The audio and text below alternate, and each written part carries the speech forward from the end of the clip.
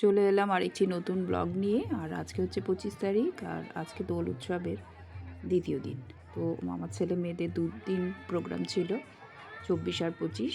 আর আজকে হচ্ছে 25 তারিখ। 25 তারিখের সকালবেলায় আজকে ওদেরকে নিয়ে বেরিয়েছিলাম 11:30টার দিকে। আর ওদের টাইম দিয়েছিল 11টা। আমার একটু দেরি হয়ে গিয়েছিল।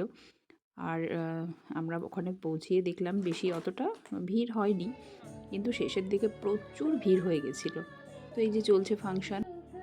আর আজকে আমি পেছন থেকে একটুখানি ভিডিও করতে পারলাম, কেননা সামনে এতটাই ভিড় ছিল যে যাওয়ার মতন অবস্থাই ছিল না। আর গ্রিন রুমে ছিল ছেলে, মেয়েদেরকে ছেড়েও সামনে যেতে পারছি না। তো ওদেরও মানে ওঠার সময় হয়ে গেছিলো। তো সেই জন্য পেছন থেকেই যতটা পারলাম ততটা একটু করে নিলাম। আর বেশ ভালো মজা হচ্ছিল।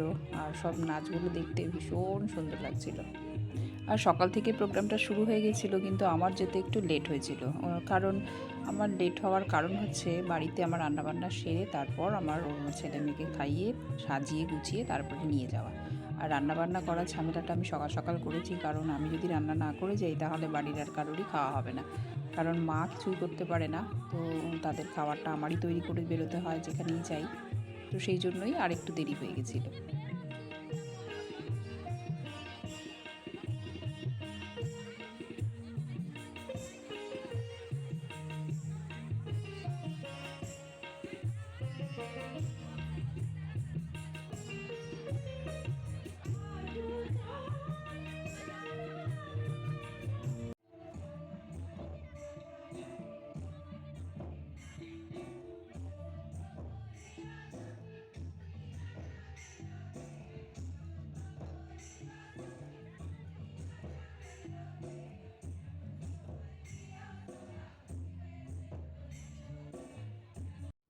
আর জানো তো, আজকে ভেবেছিলাম একটু শাড়ি টাড়ি পরে বেশ সেজেগুজে যাব, বসন্ত উৎসব বলে কথা, কিন্তু আর কপালে হলোই না।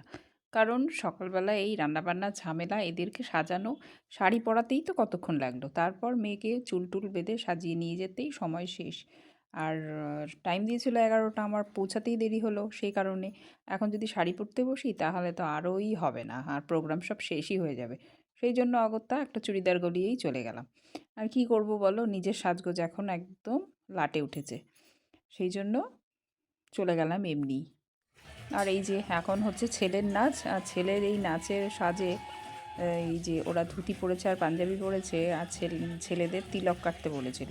সেই তিলক কাটতে গিয়ে কি যে হিমশিম, সে অনেকক্ষণ পর গিয়ে সেটা ঠিকঠাক হলো, না হলে হচ্ছিলই না, বারবার মুছো আর লাগাও, এই করতে করতেই টাইমটা আরও চলে গেছে। আর গতকাল যে প্রোগ্রাম ছিল সেটা তো বৃষ্টিতে একটু ম্যাচাকার হয়ে গেছিলো, সকালবেলায় বৃষ্টি ছিল, হতে দেরি হয়েছিল ওদের প্রোগ্রামটা শুরু। আর আজকে সকাল থেকেই এতটাই রোদ ছিল যে আজকে ওখানে এতটাই গরম লাগছিল যে মানে আর কিছু বলার নেই। এই যে দেখো আমার সাথে, দেখে নাও ভিড়টা কেমন ছিল, প্রচণ্ড ভিড় ছিল, প্রচণ্ড। মানে কেউ কথা হারিয়ে গেলে মনে হয় খুঁজে পাওয়া যাবে না, এই অবস্থা।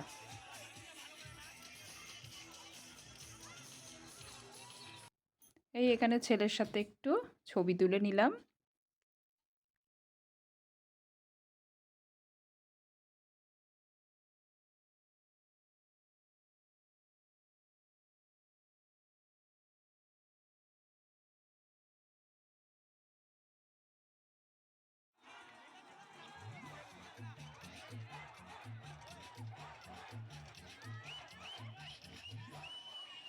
তাহলে আবার অপেক্ষায় রইলাম পরের বছরের এই বসন্ত উৎসবের জন্য। তাহলে এবছর সবাই খুব আনন্দের সহিত দোলযাত্রা পালন করো, আর রং খেলো, আর সবাই সুস্থ থাকো। তাহলে এই অপেক্ষায় আবার 1 বছর পর আবার হোলিতে আমরা যেন সবাই একসাথে খেলতে পারি, এই আশাই রাখছি। তাহলে ভিডিওটি ভালো লাগলে একটা লাইক করো আর শেয়ার করো। এই এখন বাড়ি ফিরে যাওয়ার পালা। এই যে এখন বাড়িতে চলে যাচ্ছি, আর বাড়িতে আস্তে আস্তে আমার প্রায় 3টের মতন বেজে গেছিলো। তাহলে আজকে এখানেই শেষ করছি।